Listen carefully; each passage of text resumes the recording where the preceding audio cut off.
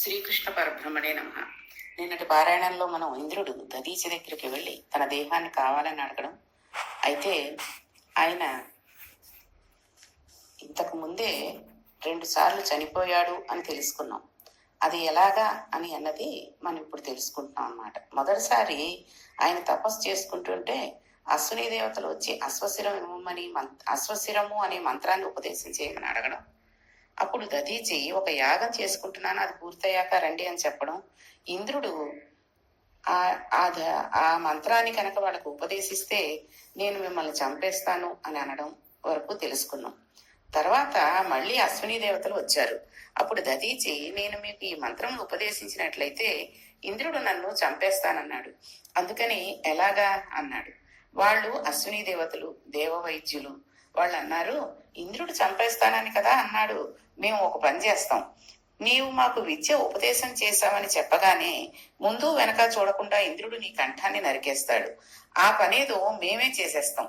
మేమే నీ కంఠంను నరికేసి నీ తలకాయ తీసుకువెళ్లి పక్కన పెట్టేసి ఒక గుర్రం తలకాయ తీసుకువచ్చి నీకు పెట్టేస్తాం.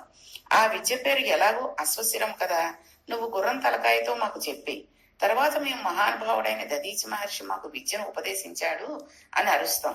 అప్పుడు ఇంద్రుడు వచ్చి తాను వద్దని అనినా నువ్వు మాకు విద్యను చెప్పినందుకు కోపంతో ముందు వెనక చూడకుండా ఆ తలకాయ కొట్టేస్తాడు. అప్పుడు మేము ఆ గుర్రం తలకాయ తీసివేసి అసలు తలకాయ పెట్టేస్తాం అన్నాడు. గురువు అంటే ఎలా ఉంటాడో, ఎంత నిస్వార్థ త్యాగంతో ఉంటాడో చూడండి.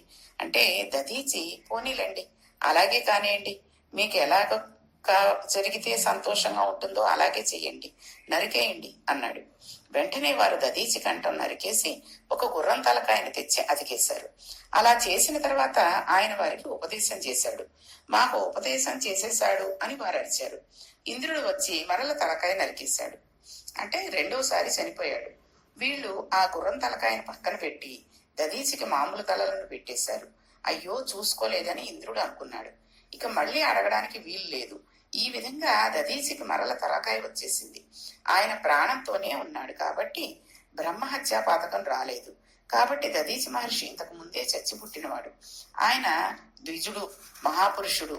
అటువంటి మహాపురుషుని దగ్గరికి వెళ్ళి ఆ మాట అడిగితే వీళ్లను చూసి ఒక చిరునవ్వు నవ్వి అన్నాడు, ఎవరైనా ఈ శరీరంలో ఉండి సుఖమని అనుభవిద్దామని అనుకుంటాడు, మీరేమో ఏకంగా నా శరీరాన్ని ఇచ్చేయమంటున్నారు. ఒకవేళ అచ్యుతుడు అంటే తన స్థానం నుండి చలించిన వాడు ఎవరైనా ఉంటే వాళ్ళని అచ్యుతుడు అంటారు.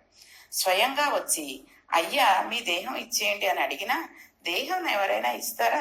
ఎప్పుడు ఇవ్వరు కదా. నేను ప్రపంచంలో కోరికలను అడిగిన వారిని చూశాను, కానీ మీరు నా శరీరాన్ని అడుగుతున్నారు. పోనీ నా శరీరం ఇచ్చినట్లయితే మీరు దానికి ఏమైనా గౌరవం ఇస్తారా? కోసి అవతల పారేస్తామని అంటున్నారు. కోసిన తర్వాత అందులోంచి ఎముకలన్నిటినీ ఏరేస్తామని అంటున్నారు. అనగా మిగిలిన తోలును పిప్పి కింద వదిలేస్తారనమాట. ఆ ఎముకలను మూట కట్టుకుని వెళ్ళిపోతామంటున్నారు. దాంట్లోంచి ఒక ఆయుధం ఇస్తామంటున్నారు. ఇంత సత్వగుణ సంపన్నమైన నా శరీరంలో ఉన్న ఎముకలను హింస చేయడానికి వాడుకుంటాను అంటున్నారు. పైగా నా దగ్గరకు వచ్చి నీ ఎముకలు ఇవ్వు, ఆయుధములు చేసుకుంటాము అని అడుగుతున్నారు. అలా అడగడానికి మీకు సిగ్గుగా లేదా? మీరు బతకడానికి ఇంకొకరిని చంపుతారా? అలా మీరు అడగవచ్చునా అన్నారు. అంటే వాళ్ళు, అయ్యా ఏం చేయమంటారు, మాకు ఇంతకన్నా వేరు మార్గం లేదు, అందుకే మిమ్మల్ని వేడుకుంటున్నాం. ఇప్పుడు మమ్మల్ని రక్షించడానికి మీరు తప్ప ఈ ప్రపంచం నందు వేరొక స్థానం లేదు అన్నారు. దధీచి జ్ఞానమునందు నిలబడినవాడు. అప్పుడు ఆయన అన్నారు, ఈ శరీరం నేను కాదు, నేను ఆత్మని. మీకు శరీరం కదా కావాలి, తీసుకోండి. ఎప్పుడో పడిపోయి పంచభూతాలలో కలిసిపోయే బదులు 10 మందికి పనికొస్తే మంచిదే కదా అని చెప్పి యోగ విద్యతో తనలో ఉన్న ప్రాణవాయువును పైకి లేపి అనంతంలో కలిపేసి శరీరాన్ని కింద పడగొట్టేశాడు. తర్వాత వీళ్ళందరూ ఆ శరీరంను కోసి అందులోని ఎముకలను తీసుకుని విశ్వకర్మకు ఇచ్చారు. చూడండి, గురువు గారు అంటే ఎంత త్యాగం చేశాడో ఆయన. ఎవరైనా సరే ఆఖరికి కొంత తలలోని వెంట్రుకలు ఇస్తారా, మాకు ఉపయోగపడతాయి అంటేనే ఆలోచిస్తూ ఉంటారు. అవి ఎందుకు కోసినా ఏమీ నిప్పిరాని ఇటువంటి వస్తువు అది, అయినా సరే ఆలోచిస్తారు. అటువంటిది తన శరీరాన్ని ఇచ్చి వాళ్ళు కోసేసి దాన్ని పీకేస్తారు అని తెలిసినా కూడా ఇచ్చారు. అది గురువు యొక్క గొప్పతనం. తర్వాత వీళ్ళందరూ ఆ శరీరాన్ని తీసుకెళ్లి విశ్వకర్మకి ఇస్తే అందులోంచి విశ్వకర్మ 100 అంచులు కలిగిన వజ్రాయుధాన్ని తయారు చేశాడు. ఈ పనంతా 10-15 నిమిషాల్లో అయిపోయింది. ఈలోగా వృత్రాసురుడు లోకాలన్నింటినీ కూడా గడగడలాడించేస్తున్నాడు. ఇంద్రుడు గబగబా వెంటనే ఈ వజ్రాయుధాన్ని చేతిలో పట్టుకుని ఐరావతం నెక్కి తన సైన్యం అంతటినీ తీసుకుని యుద్ధ భూమికి వెళ్ళాడు. వృత్రాసురుడు అక్కడికి ఉండేసరికి అతడితో గొప్ప యుద్ధం చేశాడు. యుద్ధం జరుగుతుంటే వృత్రాసురుడు ఒక ఆశ్చర్యకరమైన పని చేశాడు. ఆయన అన్నాడు, ఇంద్రుడంటే నువ్వేనా? నేను ఎప్పటి నుంచో చూస్తున్నాను. నా శూలంతో నిన్ను చంపేసి పిశాచాలకు ఆహారంగా పెడతాను. నువ్వేనా నా అన్న విశ్వరూపుడిని చంపింది? కాబట్టి నా ప్రతిజ్ఞ ప్రకారం నిన్ను చంపేస్తాను.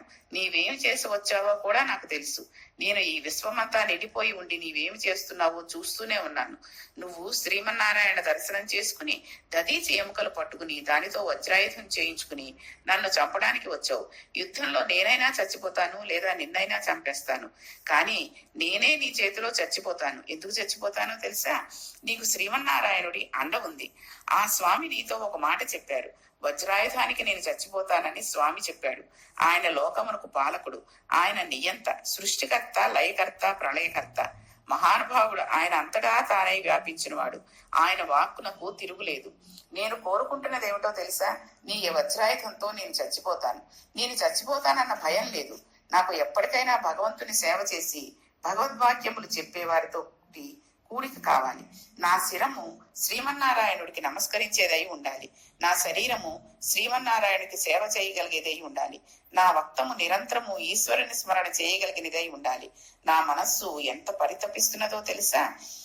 ఈకల రాని పక్షులకి ఒళ్లంతా మాంసవికారంగా ఉంటుంది. ఒక్క ఈక ఉండదు. అవి కూళ్ళలో ఉండి నోళ్లు విప్పి అమ్మ తీసుకువచ్చిన గింజలు తింటూ ఉంటాయి.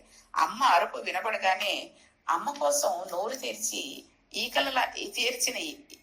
అమ్మ కోసం నోరు తెరిచిన ఈకల రాని పక్షిల చాలా కాలం క్రితం విదేశాలకు వెళ్లిపోయిన భర్త తిరిగి వస్తే ఆయనతో కలిసి ఉండాలని కోరుకున్న మహాపతివ్రతల నేను శ్రీమన్నారాయణుని పాదాలలో చేరిపోవడానికి పరితపిస్తున్న వాడిని.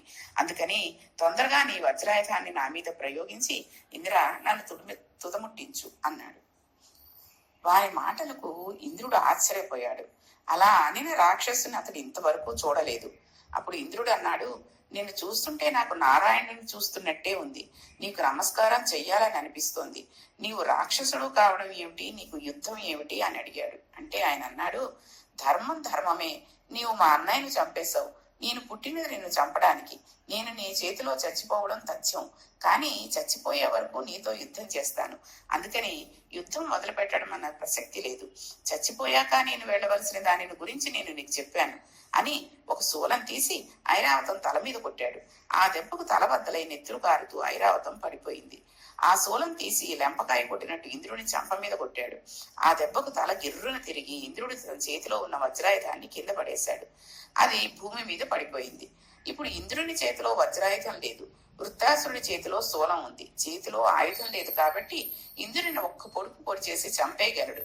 అప్పుడు వృత్రాసురుడు ఇంద్రుడితో అన్నాడు, ఇంద్ర, వెనక్కి తిరిగి వెన్నిచ్చి పారిపోయిన వాడిని, చేతిలో ఆయుధం లేని వాడిని, నిద్రపోతున్న వాడిని, ఇలాంటి శత్రువును వీరులు చంపరు. వజ్రాయుధం కింద పడిపోయింది కదా, ఆ వజ్రాయుధాన్ని తీసుకుని నాతో యుద్ధం చెయ్యి అన్నాడు. నిజంగా ఆ వృత్రాసురుడు ఎంతటి ధర్మాత్ముడో చూడండి. అలా అనగానే ఇంద్రుడు అనుమానపడుతూనే భూమి మీద పడిపోయిన వజ్రాయుధాన్ని చేతిలో పట్టుకున్నాడు. పట్టుకుని ఆ వజ్రాయుధాన్ని ఆయన మీద ప్రయోగించి ఆయన 2 చేతులు నరికేశాడు. ఇప్పుడు వృత్రాసురుడికి చేతులు లేవు. పెద్ద పెద్ద నెత్తుటి ఏరులు ప్రవహిస్తున్నాయి. అలాగే వాడు పెద్ద పెద్ద అడుగులు వేసుకుంటూ దగ్గరకు వచ్చి నోటితో ఉఫ్ అన్నాడు. ఆ గాలికి ఇంద్రుని ఐరావతము అన్నీ కలిసి ఆయన నోట్లోకి వెళ్ళిపోయాయి. గుడుక్కను మింగేశాడు. ఇలా ఇంద్రుడిని నోట్లో పడేసుకుని నెత్తురు కారిపోతున్న చేతులతో హాయిగా యుద్ధ భూమిలో తిరుగుతున్నాడు. వృత్తాసురుని కడుపులోకి వెళ్ళిపోయిన ఇంద్రుడు అదృష్టవశాత్తు ఇంతకు పూర్వం విశ్వరూపుని దగ్గర నారాయణ కవచం పొందాడు. ఈ నారాయణ కవచ స్మరణం చేత వైష్ణవి విద్య చేత అతడు వృత్తుని కడుపులోకి వెళ్ళిపోయినా జీర్ణం కాలేదు. అలా నిలబడ్డాడు. ఆ వైష్ణవి విద్య చేత రక్షించబడుతున్న వాడై నారాయణ కవచంను తలుచుకుంటూ వృత్రాసురుని కడుపులో ఉండిపోయి వజ్రాయుధంతో ఆయన కడుపు కత్తిరించి అందులోంచి బయటకు వచ్చాడు. బయటకు వచ్చిన బయటకు వచ్చి ఐరావతం ఎక్కి ఆయన కంఠం దగ్గరకు చేరుకున్నాడు. చేరి 1 సంవత్సరం పాటు ఆయన కంఠం చుట్టూ తిరుగుతూ వజ్రాయుధంతో ఆయన కంఠాన్ని కత్తిరించాడు. కత్తిరిస్తే ఉత్తరాయణ దక్షిణాయనముల సంధికాలంలో వృత్తాసురుని శిరస్సు తుళ్ళి కింద పడిపోయింది. వృత్తాసురుడు రాక్షసుడే గాని పోతన గారు అన్నారు, ఎవరికైనా విశేషమైన కష్టములు, బ్రహ్మహత్యా పాతకం వంటివి కష్టములు వస్తే వృత్తాసుర వధలో ఉన్న పద్యములని వచనములని కూర్చుని ఒక పుస్తకంలో వ్రాస్తే చాలు వాళ్ళ కష్టాలు పోతాయి, చెబితే చాలు కష్టాలు పోతాయి. ఎంతటి మహాపాపం తరంకు వస్తున్నా వృత్రాసుర వధ వింటే చాలు ఆ పాపములన్నీ పోతాయి. చూడండి, చాలా మంది బళ్ళ మీద స్పీడ్ గా వెళ్ళిపోతూ పిల్లుల్ని, కుక్కల్ని, చిన్న చిన్న కుక్క పిల్లలు, పిల్లి పిల్లలు లాంటివి ఉంటాయి, కొన్ని ఉడతలు, తర్వాత తొండలు, ఇలాంటివి రోడ్లు దాటుతున్నప్పుడు ఆ స్పీడ్ ఇంకా వాళ్ళకి తెలియదు. చేతిలో బండి ఉండేసరికి వాటి కాళ్లను లేకపోతే నడుమించో వెళ్ళిపోతారు. వెళ్ళి ఎవరైనా చూస్తే వాళ్ళని పట్టుకుంటారేమో అని పరిగెత్తుకుని వెళ్ళిపోతుంటారు. కానీ వాళ్ళ మనస్సు అనేది ఒకటి ఉంటుంది కదండి, భగవంతుడికి తెలుసు, మన మనస్సుకి తెలుస్తుంది మనం చేసిన పాపం.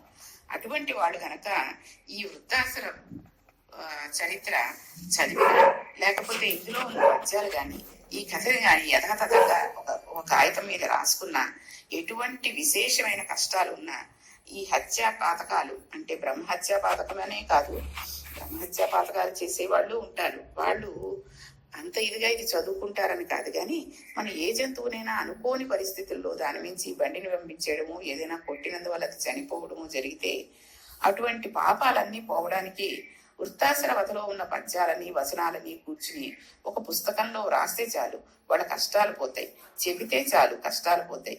ఎంతటి మహాపాపం తరంగు వస్తున్నా వృత్తాసుర వధ వింటే చాలు ఆ పాపాలన్నీ పోతాయి. అయితే ఇదంతా విని పరీక్షతో ఒక ప్రశ్న అడిగాడు. ఇప్పటి వరకు నీవు నాకు ఎన్నో విషయాలు చెప్పావు, కానీ ఇలాంటి రాక్షసుని గురించి నేను వినలేదు. ఏమి ఆశ్చర్యం, నన్ను తొందరగా చంపేయి నేను శ్రీమన్నారాయణలోకి వెళ్ళిపోతాను అన్న రాక్షసుని ఇంతవరకు నేను చూడలేదు. ఈ వృత్తాసురుడికి ఇంత మహిత భక్తి ఎలా కలిగింది, ఇంత జ్ఞానం ఎలా కలిగిందో నాకు చెప్పు, నా మనసు ఆతృత పడిపోతోంది అన్నాడు. అంటే మహానుభావుడు శుకుడు ఆనాడు చిత్రకేతోపాఖ్యానము అని చెప్పడం మొదలుపెట్టాడు. ఆ చిత్రకేతోపాఖ్యానం ఏమిటి, ఆ చిత్రకేతువు ఎవరు, అసలు ఎందుకు ఈతనికి వృత్తాసురుడికి ఏం సంబంధం ఉంది అనేటువంటి విషయాలన్నింటినీ కూడా రేపటి పారాయణంలో తెలుసుకుందాం. శ్రీకృష్ణ పరబ్రహ్మణే నమః.